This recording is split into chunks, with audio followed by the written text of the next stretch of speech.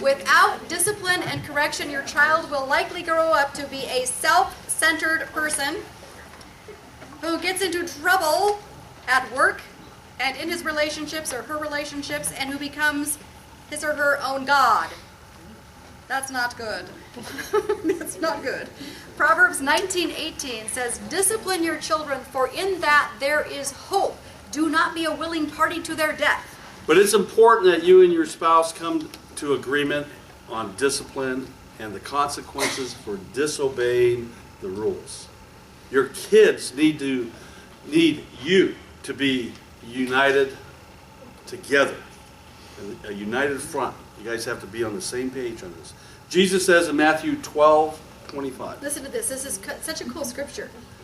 Every kingdom divided against itself will be ruined, and every city or household divided against itself will not stand. If you two disagree, work to find a reasonable compromise when it comes to this. And do not put it off. Procrastination is not our friend. Okay?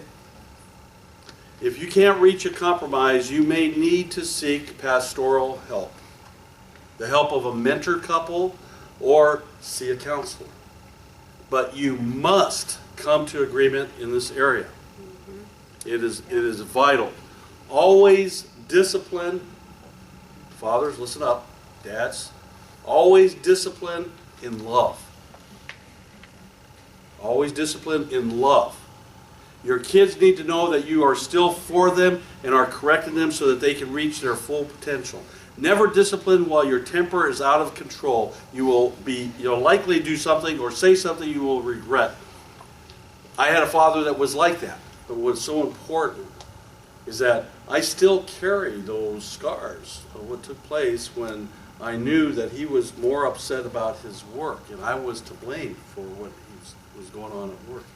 So as our kids will take on so much that's not theirs.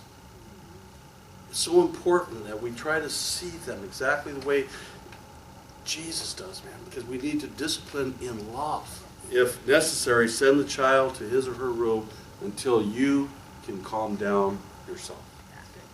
Fit any punishment to the severity of the offense and the temperament of your child. Some children are very sensitive, and a stern look is all they need to turn away from wrong behaviors. That's all I needed. I don't need anything else. Other children will respond to a timeout. Some will respond to withholding a toy or allowance as a punishment for disobedience. But sometimes, especially in young children who don't understand logical explanations, a swat to the behind is necessary.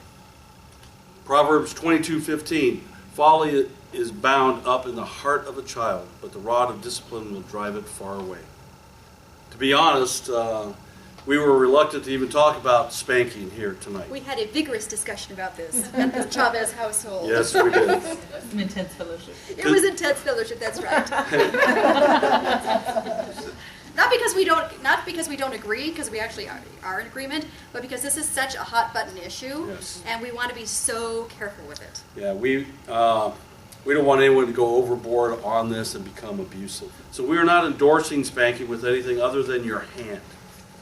And we wouldn't even, I can't even read Ever this. want to see a parent strike a child in the face? I mean, we don't think that's okay. And now we're giving you kind of our personal interpretation, but swatted behind is one thing. When you see a parent just belt their kid in the face, that does not seem correct at all. And we also talked about the age at which spanking should end. And we kind of came to agreement that around, and this is again just roughly, around 8 or 9, past then it becomes really humiliating. That child is at a certain age that it just becomes humiliating to the child. And if you think about it, if you're having to spank your child for that many years because they're doing something wrong, maybe you're doing something wrong. Okay? Maybe there's something that you need to take a look at. And if there is anger on your heart, before striking a child, pause, step back. Believe me, if that child knows that you want to discipline them and you say, I'll be back, stay in the room, they're going to be shaking it. That's not a bad thing. Okay? Let's give you a practical tip. Meet regularly with your spouse away from the kids to discuss what kind of rules are needed in your home as your children grow up. Discuss and come to agreement on what the rules will be and what the consequences will be for breaking the rules, and then communicate that to your children clearly ahead of time so everyone's aware. Everyone knows. Here are the boundaries, here are the rules, here are the expectations, here are the consequences. Everyone knows.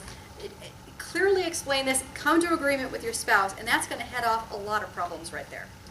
A special step-parent tip. Yes. If you come into the life of a stepchild after the age of 4 or 5, you will need to let your spouse, the biological parent, okay, be the one who carries out the discipline, at least for the first several years. Before the child will respect your authority, you must earn their love.